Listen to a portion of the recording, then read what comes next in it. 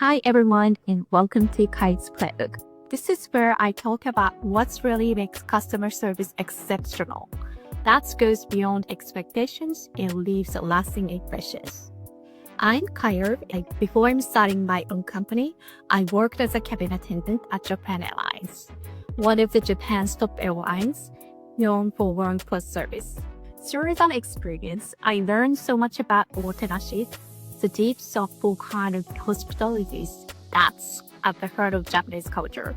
And now, I'm passionate about sharing those ideas with others who want to improve their service. And today, I'm super excited because we have special guests joining us, Matt from Circle Digital and Kumori Studio. He helps with marketing for nuances. I'm so happy Matt could be here for our very first interview episode.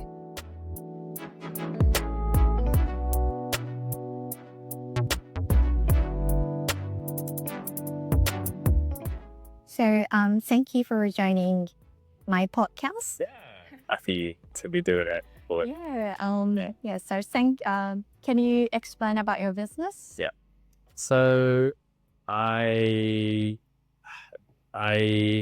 am working in video production, marketing. Yes. I have two businesses. I work with my business partner Ozan, and we have Kumori Studios together. Yeah.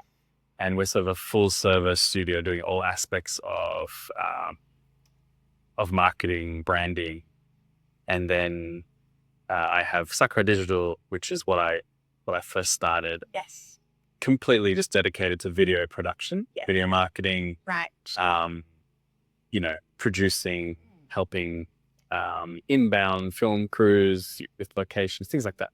And marketing strategies, of course. So that's sort of my first business, Sakura Digital, and now I'm sort of transitioning into Kumori. Right. And obviously, if you want to scale, it's you got to bring a team in and try and grow that way together. So and then I have been here for a few years in Japan, and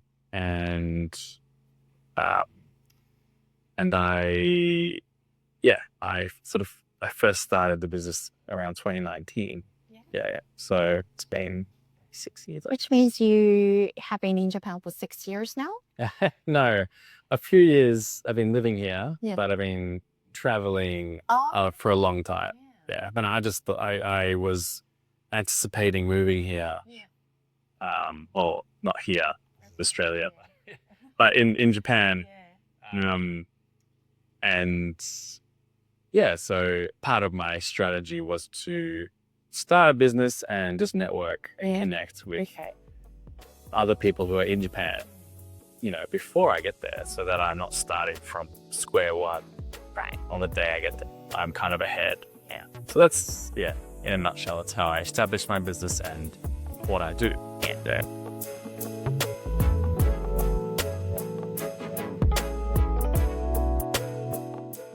So Matt, you probably know by now that I'm always talking about the idea of going above and beyond for the customers. Can you tell us a bit about how you think about that in your work? So going above and beyond for customers is, from a perspective as an Australian living in Japan, Yes. is very much, it's on another level in Japan in terms of service and like customer service and doing things for your client beyond the scope of work, things like that. Whilst I like to think that Aussies are quite good at doing that, it's just completely different in Japan. Okay. So I've honestly learned a lot, I think, from doing business in Japan. Oh, great. From that perspective. Yeah. And so it really means, like, it's actually a lot to do with the little things in terms of what it is and like what good customer service is. Yeah. And it's things like my background is obviously film production, marketing, things like that. So you're working in with creative sort of projects, so you have to think ahead in some instances with, for example, if you're shooting a room for a real estate client or something. There's like little things that they will pay attention to potentially. You don't really know, but you can kind of guess, or with a professional understanding of the client, know what they're probably going to ask you later on about, like changing whatever it is. So like, things like little PowerPoints sticking out in the photo. It's like, well, obviously they probably will ask for changing that. So you go ahead and do it before they ask. I see. And then when you deliver it, it's like a really good, clean product. It's, they don't have to go and ask those things. So you kind of, it's sort of essentially preempting any kind of, not dissatisfaction, but time wasting maybe, or like, helping being more efficient, really. Right.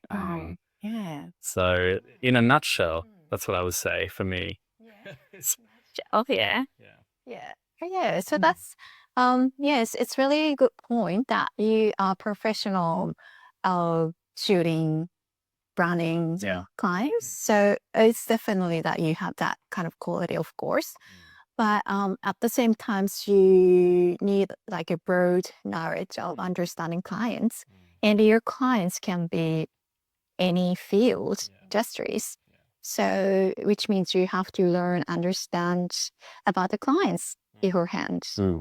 Yeah, you do. You have to really, I think, doing your research on like before you even work with the client, if they're new, being able to understand who they are, what they're like, what they want from you. And then you can, obviously when you have a meeting, you can really tell if they'll be a good fit for you, because you don't want to just work with anyone. I think maybe at the beginning of your career, you kind of feel like you have to work with everyone. But the longer you do it, the more reputation you build up, the more work you produce, you eventually start having more clients, and you can kind of choose, who you work with. And being able to understand them really well and actually click together in a way. Like there's a lot more to a business relationship and with a client, in terms of Omotenashi and customer service, than just delivering a good product. It also starts way beyond that, way before that. Exactly. With, yes.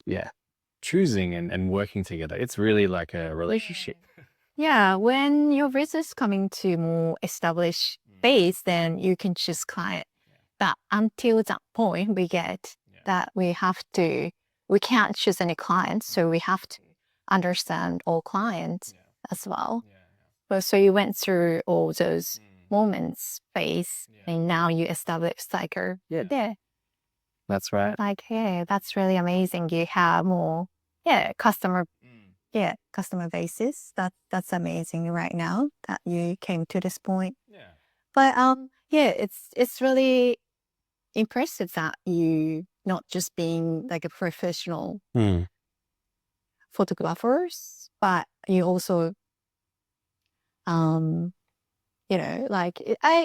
understand that what you have said is like more that skill set needed for the salesperson. Okay. And, so you wear a lot of hats exactly as a business owner.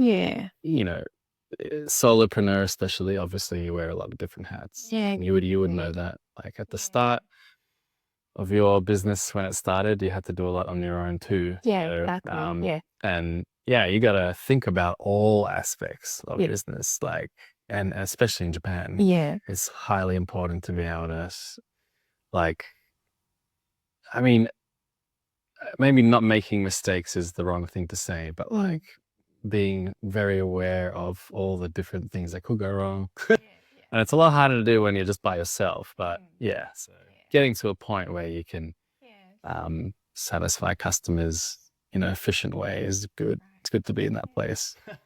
So I want to ask you about the unique point of Japanese service. So I understand that. I know that you had a great business back in Australia, which is like shooting wedding. It's really beautiful. Yeah, and so now you moved to Japan, and then now you're focusing on other industries in marketing, which is amazing. But did you realize anything or learn from Japanese omotenashi above and beyond? Yeah, so the business in Australia was basically decimated by COVID, by the pandemic. And that's why I kind of closed it down. And then, Yeah, it was unfair for the wedding. That's true. It was rough.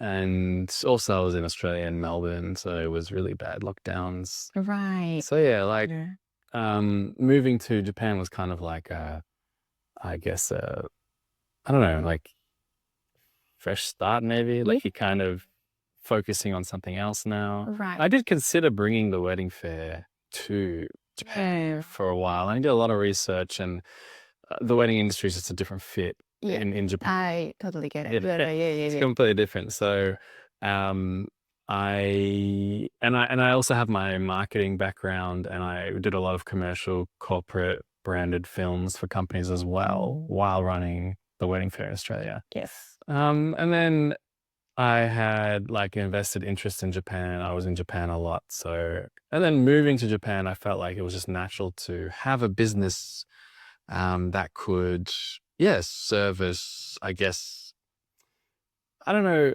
Initially it sort of became focusing on inbound travel sort of marketing in a way. Interesting too. Yeah. So right before COVID, I came to Japan, and I had I was networking a lot, just anticipating that I would move to Japan eventually. And I met connected with some marketing agencies in Japan, and then, they had clients like JCB, for example. So that was my first client in Japan, was basically JCB, biggest travel agency in Japan, right?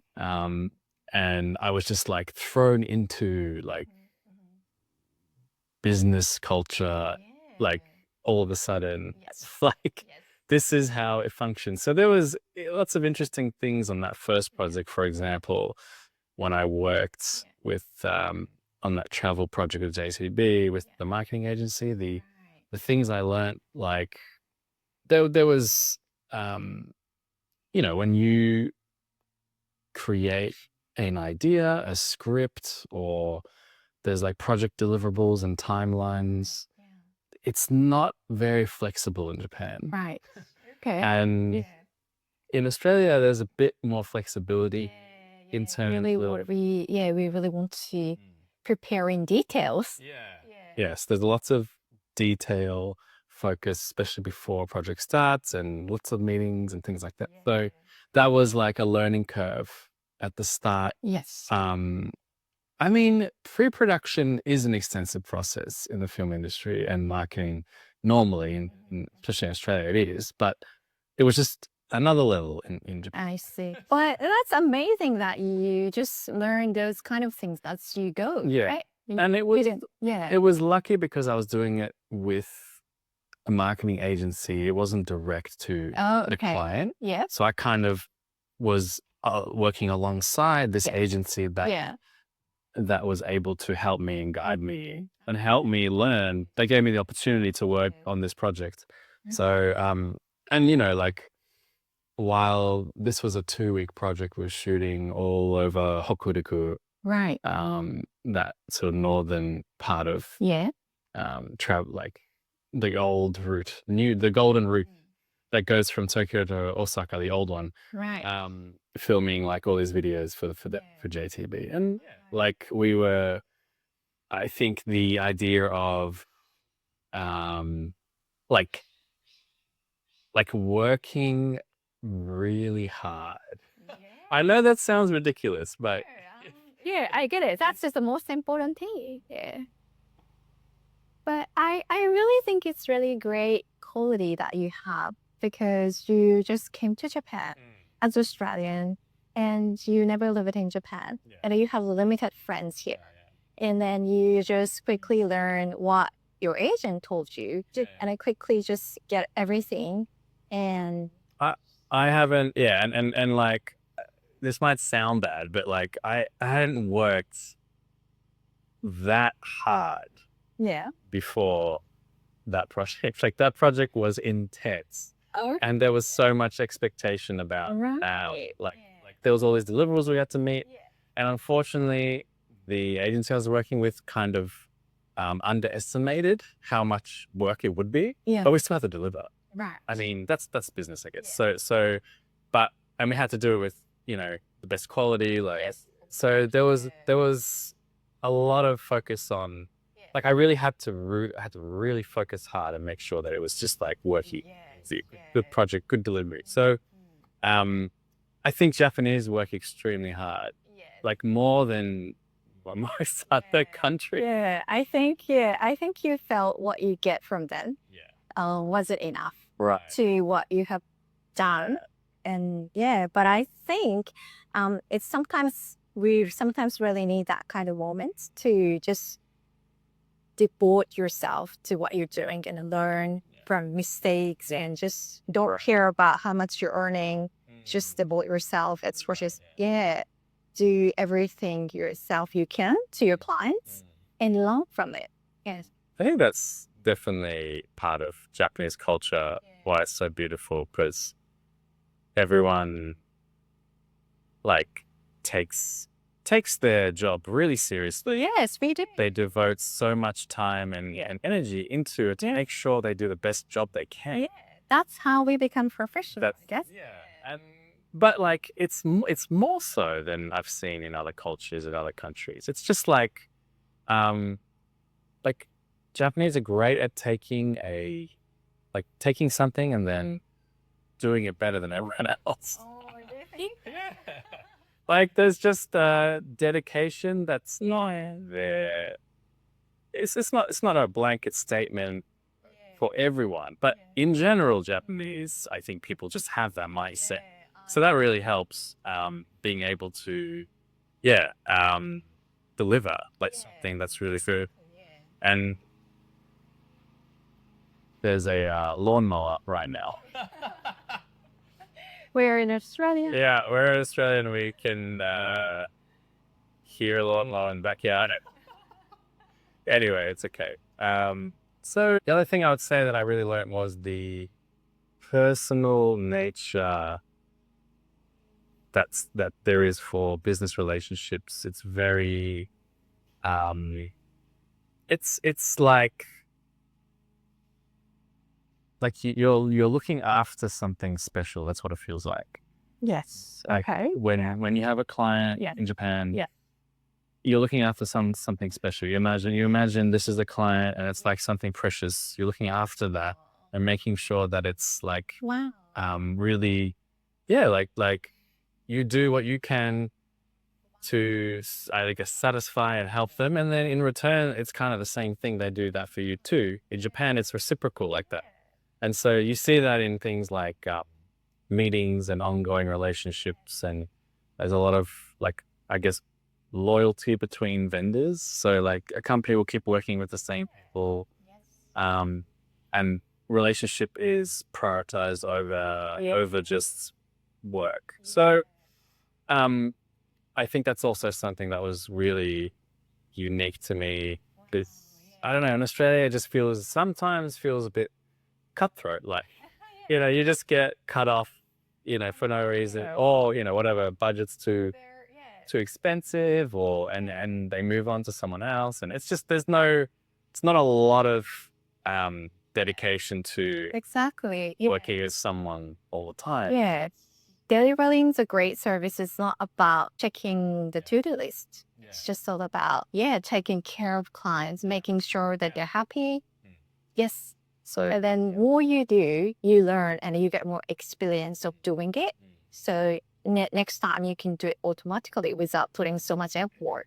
So the more you do, the more you devote yourself to the client, you can sound better and less effort. That's right.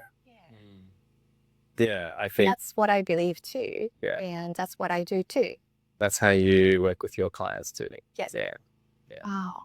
You just explain that taking care of clients, something really precious that is really easy to imagine and You have to also kind of live in, you have to be invested and living in Japan and doing business in Japan to really understand it. yeah. We can talk about it, but like really seeing it and experiencing it is completely different. So yeah. So I always say, like, if I come back to Australia, whenever, maybe one day, like, and I have a business here again, like, I will bring these ideas with me Yeah. to Australia and make sure my business adopts those core values and runs that way. Because I think that actually would be really a unique, would be really noticeable, especially in Australia. Yeah, I think especially because your nature of your business, like it's like making a video. The first, like you don't see anything, and we just talk about that isn't exist, and you really need to guess, and you need to open up your clients so that they talk to you what they want. Yeah. Yeah, and then if you consider your client as someone really precious to me to take care like a children, and then you just wanted to understand what they need. And that's how you make what clients want. That's right. Yeah. Yeah. I understand there is other video productions companies here in Japan or anywhere all over the world. What makes your video, your profession's difference between like from those companies? The main difference is between, like, us and essentially every other video production business in Japan. Yes. We're obviously international bilingual team. We have a cross kind of cultural like approach to everything. We understand essentially both Japanese and kind of Western cultures. In a way, being able to bridge the gap, the divide between the two cultures, and it's when you also have to have a keen understanding of, like, how business works in Japan. You can't, like, any video production company can't just operate in Japan. They'll just fall over and fail unless they really are rooted into the country, understand. So it's, from that perspective, we have a unique position to be able to help global businesses and even Japanese businesses who want to connect to Western audiences, international audiences, and vice versa. But the other thing is I guess the background that I have in film production, coming from, like, Australia, like the quality and standard is quite high. And so when you bring that into the Japanese market, it stands out immediately when you have that kind of approach. Yeah. And So video itself is different. Quality and different from Japanese style. yeah, exactly. It's different to how the Japanese approach marketing and shooting content and all those kinds of things. It's and that's exactly why companies like in Japan who want to reach an international audience should use businesses like mine, instead of a local Japanese company. And then obviously having and assist us, help us with all the kind of cross-cultural elements too, has been really helpful. Yeah, we do have a local assistance if we completely understand Japanese cultures. We native Japanese speaker, grew up in Japan, yes, and we know what we want because we are Japanese. Yeah, exactly.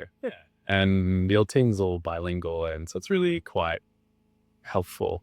Yeah, you've been really helpful to assisting, especially with, like, organizing locations, things like that, for example. Like, that's anyway, so there's so in a way, like, running this business, look, we can't do it completely on our own. And we do need, like, we do have the local people, Japanese part of the team. That's important. And you can't, I don't think doing it purely as just a full team from overseas is going to really work. You do need locals part of your kind of team to be able to be successful here. So, but yes, Right. We often talk about when you bring in your new clients, and they obviously, like lots of clients from overseas wanted to come to get into Japanese market, and you understand what they want, but you maybe not fully understand how that can be brought to Japan. So that's where we help, right? Yeah. Like, we try to get into Japanese market. It's not like about direct translation. It's like about localization. Yeah. That's right. Yeah, it's a good point. I want to ask, who is your client? Who uses your service? Who uses my services? So I have clients in real estate, education, like I guess businesses that are like B2B focused, advertising or like big business, small business. So those vary in terms of what industries they're in. And then there's, I guess, a lot of smaller businesses that. So there's a lot of agencies that I work with directly as well. So direct client work, as well as working through an agency, and whether that's doing post-production or shooting for them, whatever it is, and working for their end client. And those projects tend to be like bigger clients, government, for example, a lot in travel tourism, especially for government clients. And then there's sort of bigger like public companies, than pharmaceuticals, things like that. Those kinds of industries where I'm working directly with agency. So it's sort of a mix. It's quite diverse. But it is all sort of focused on building, I guess, social media content or like corporate brand film. That's usually the two different sort of main services delivering. So. Thank you so much for talking with me today. And I learned from you that, the way you explained how to go above and beyond services and expectations from the client is to take good care of your precious clients, or even about clients, something really, really precious, important. It's like about relationship with clients. And I learned from you that, when I encounters any difficulties with my clients, I always want to come back to this philosophy, taking good care of clients. So thank you very much for your insights. No problem. And sharing with us. Yeah, well, it's good. It's good to be able to share, give a perspective, and then help you understand something maybe new. Okay. It seems like you had something insightful from what I said. That's great. And now, after hearing all this, everyone listening to this, when they want to make videos, they really want to work with you. So I hope so. How they can contact? So I'm on LinkedIn as Mat Sliwinski. I have kumoristudios.com. Go to the website and contact us as well. And I guess we can leave contact details in the description as well. So we'll do discovery calls first. We generally don't just start a project. We just always talk about this. Well, that's really important. So you understand what's exactly. So that's the important part. So we'll discovery call and we can chat further. So great. Thanks for having me.